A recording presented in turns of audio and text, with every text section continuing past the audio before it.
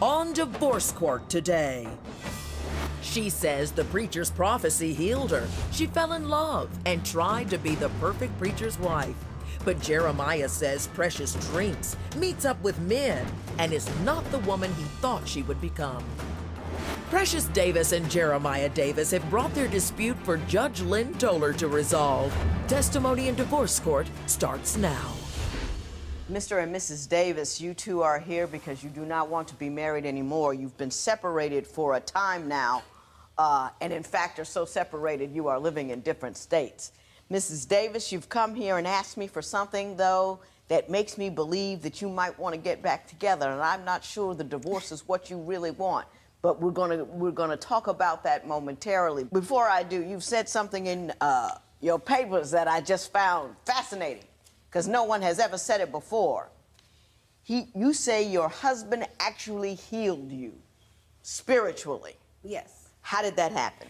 Okay, well, Your Honor, it started when we first met each other. We met each other in the hospital. I was already going in and out the hospital, already dealing with some complications with my body, and I got a phone call, and it turns out that my friend wanted him to come pray for me.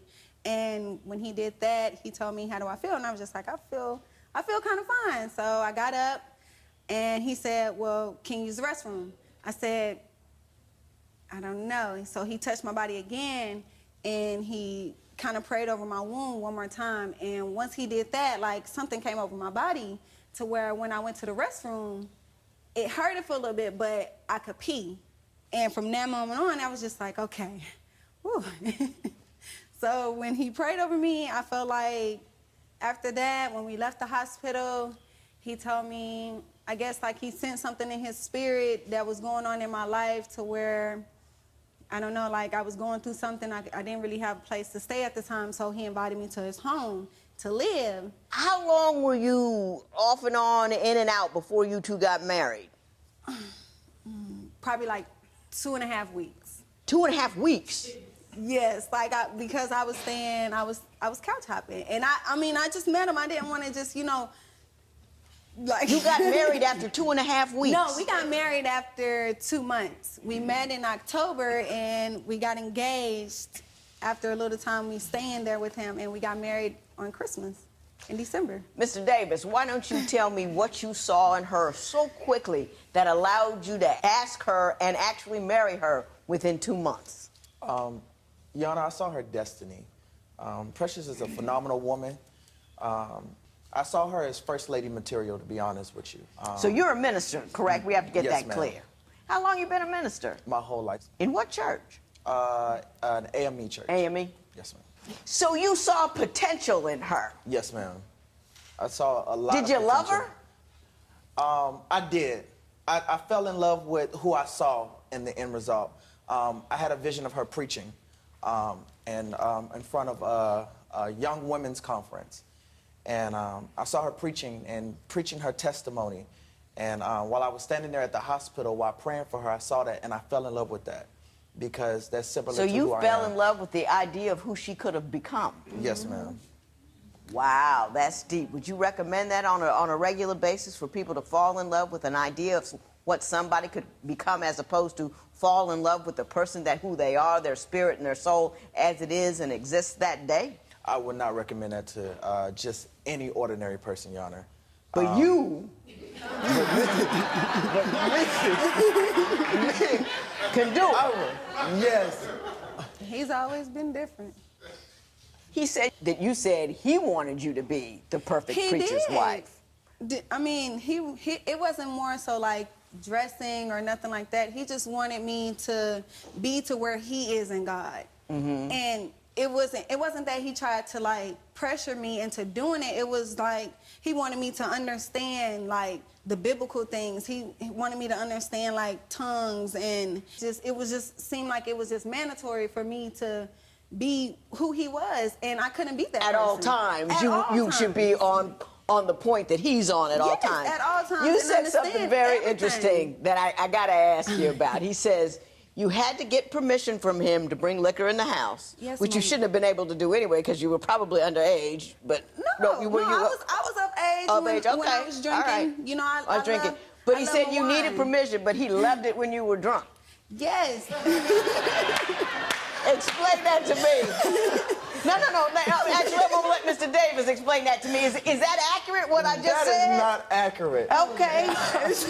Her personality is already spontaneous. So, you know, her being drunk, I got a chance to listen to her. Like, she'll just sit on the couch and just blab about stuff that didn't even make sense. You know, she'll be drunk. Oh, when I was 18, I did such stuff. So I learned her. You know, I learned her, but I could never stop her from drinking.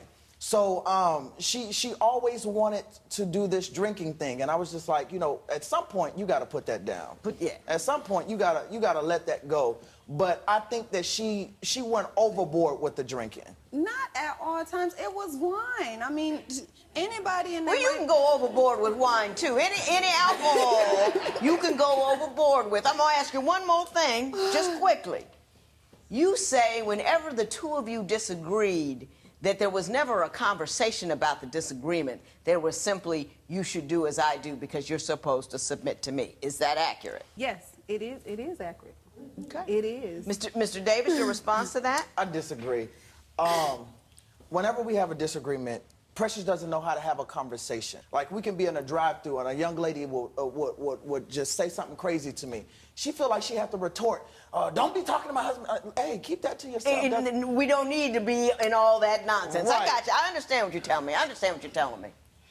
Next, was a road trip romance real? Or did Jeremiah jump to the wrong conclusion? Divorce isn't easy. If you need help with your breakup, call toll-free 1-877-311-2222 or visit our website at divorcecourt.com. Become a fan at facebook.com/divorcecourt. Real relationships in crisis. Divorce Court continues. Mr. Davis, you say your wife cheated on you at least 7 times. Correct. Can you tell me how you know that? What happened? What were the circumstances? Because you were only married 2.5 years. Correct. So, it started shortly after we had a trip in Virginia. Mm-hmm. While going, the night before the trip, I went into prayer, and I told Precious that we're going to go up to this trip. I said, I need you to be very cautious. I'm sensing something in your spirit that I do not like. And just be cautious of the people that you hang around. When we got to Virginia, she was already planning to go and spend time with her friend. Mm-hmm. And as she was planning to spend time with this girl, it didn't sit well in my spirit. Precious asked me if she can go hang out with this girl when we went to Virginia, because we was going up there to go see the inauguration for President Obama. I always try to do, you know, different things with my wife. And I told her this was a trip for her and I. When we got up there, the friend came to pick her up. Precious, it was time to go back. Precious pretended that she missed her train. She gave me a call. She said, well, I missed my train. I'm gonna be staying up here with my sister. I said, no, ma'am, that's out of order. You can't just take a trip, then tell me you're just gonna stay up here with your sister. That don't even sound right to me. Get to the part where she cheated. Okay, so the part that she cheated is... No, man, because I understand where you're coming from. I just want to get to the cheat. So the part where she cheated, we ended up getting back to Virginia. Once I'm back in Texas, she's back in Texas. She has this attitude, because we haven't talked for about a month. She has this attitude. She tells me that a friend is coming to pick her up from the bus. She stayed a month? Yeah, she stayed a month. She's gone a whole month. She gets back to Texas. She tells me that a friend is bringing her home. I said, Precious, I already know who this friend is. God didn't already show me. She said, you don't know who the friend is. I called the friend's name. She hangs up the phone.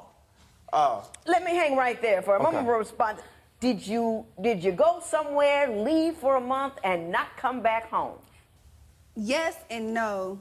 I was in Virginia. Like, we took our trip together to go see Obama, like he said. But the thing was, when we got there, he was already staying at a relative's house, and I wanted to visit my friend. Also, my sisters had just moved up there, so I wanted to spend some time with my sister. I haven't seen them in a long time. So I asked him permission, can I go visit them? And he said, yes, that's fine. He said, I know we need our space right now, so we came up here together, you know, go have fun. So I stayed the night. I know you need your space right now. Were you two not getting along at the time? No, we was not, because he was too busy changing names in his phone, hiding stuff. So I got upset about it. He didn't want to come clean with it, and I knew because he was deleting stuff and hiding stuff, so I decided to take my space and go visit my family. Hang on, Reverend Davis, were you talking to another woman? Oh, man, I love your response. No, ma'am, that's inaccurate information. That is not what happened. Anybody, being a minister, anybody, we could be a church, any female that talks to me, Precious thinks I'm either trying to sleep with, I'm either trying to get their number. I remember a time we were in a church service and a young lady walked up to me, hugged me. She said, Pastor, thank you so much for the word on today, just what I needed. Here go Precious. Like, I mean, that was just... I know the move. I know the move. I've seen it a couple of times in here. I know exactly what you're talking about. When divorce court continues, did a fight land one half of this couple in jail?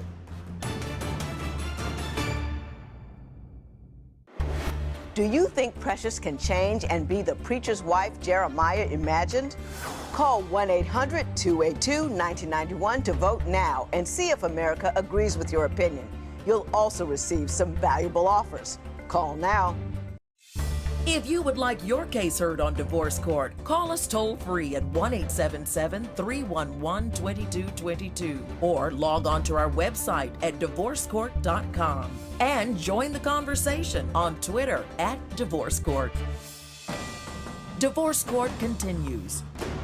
Mrs. Davis, I understand that you went to jail for over 2 months for domestic violence. Explain how that happened. It was his fault. We was at a relative house when we was living in Ohio, and we had got into an altercation. I needed his help with getting my GED. I need his help with my testing, and I told him earlier that day, like, I'm gonna need your computer, I need your help, I need, like, you to help me get through it. So I asked him, could I use his computer? He told me I was nagging too much. And I said, okay, well, is this more important than helping me pass my test? He said, anything is more important than hearing you nag. So I go in the room, all the lights is dimmed in the relative house, like, and he's on the couch. I come back and I make sure, like, I'm creeping. I'm trying to see what's going on. So I look through the door and I see a text message, like, with some pictures coming on his phone. So me being me, I bust open the door and I asked him for his phone. He stick the phone underneath his leg, like trying to hide it, trying to stuff it down the couch, trying to hide it from me. So I get on top of him and I'm trying to get the phone.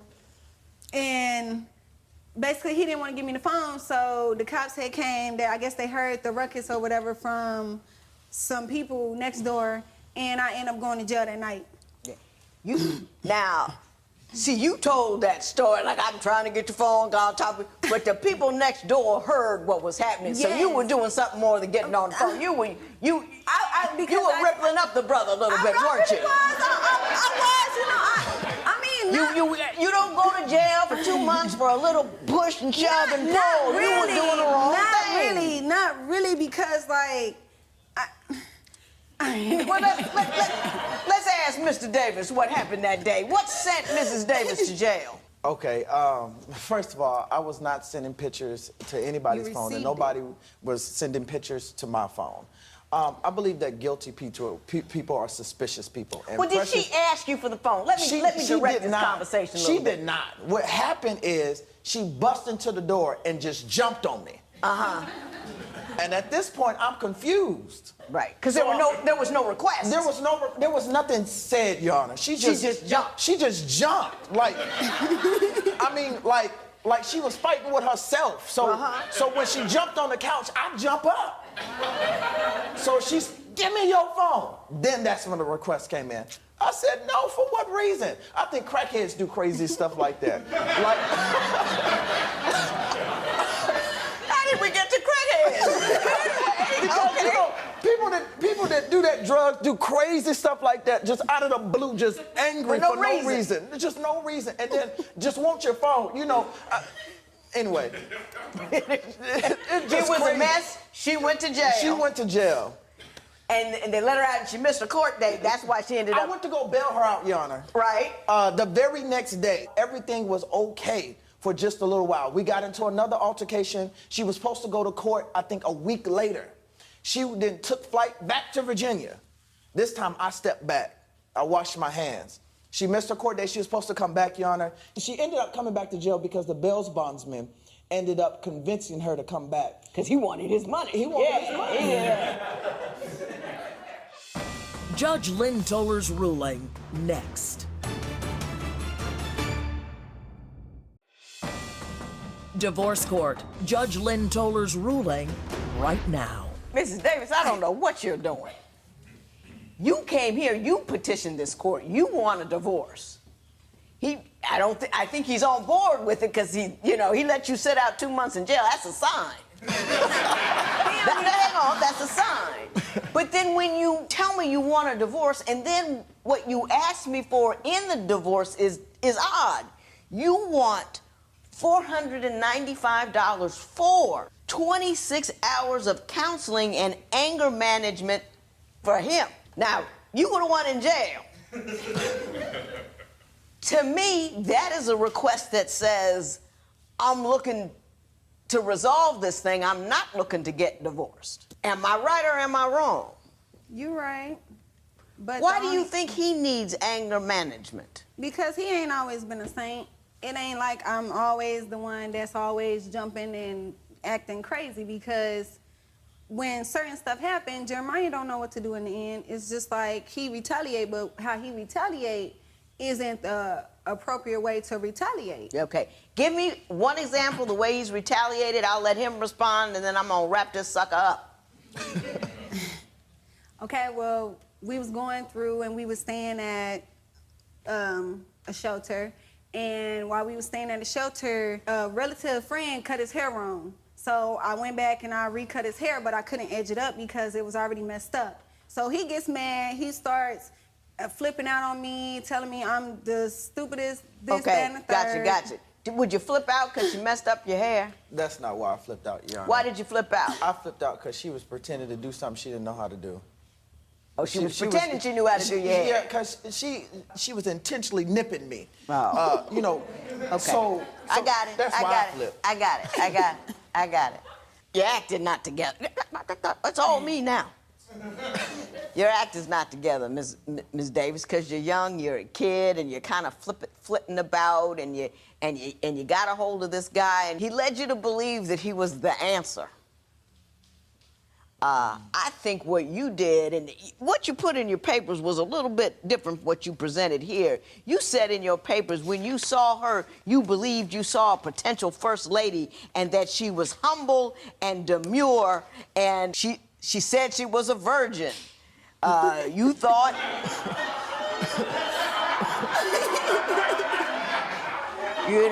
you thought you could make her into... You were in love with who you thought you could make her into. No, like I said, it's on me. You saw pretty, you saw potential, you saw a Barbie doll, you wanted to inject all of what you wanted her to do in her head, and it didn't work out together. You got yourself... I like you. It's not that I don't like you. Hey, you just kind of bit of a babe. You know what I mean? Just kind of like, ooh, And you know what? That's what 22 is for. Woo! Just not for marriage. 22 is for silly. So here's what it is. I'm not going to give you a thing for anger management for him. Both of you got married for the wrong reasons. You were both too young, and you both don't have a clue how to get it done. You see what I'm saying? So your request is denied because it is part of staying together. I'm going to let the divorce go ahead because that's exactly what needs to happen. And you haven't asked for anything like transitional support, so that's where we are. There will be no recovery in this matter. It is so ordered. Precious and Jeremiah respect the judge's ruling and have moved on. Post a comment or submit your case at divorcecourt.com or call toll-free 1-877-311-2222. Follow us on Facebook and Twitter at Divorce Court.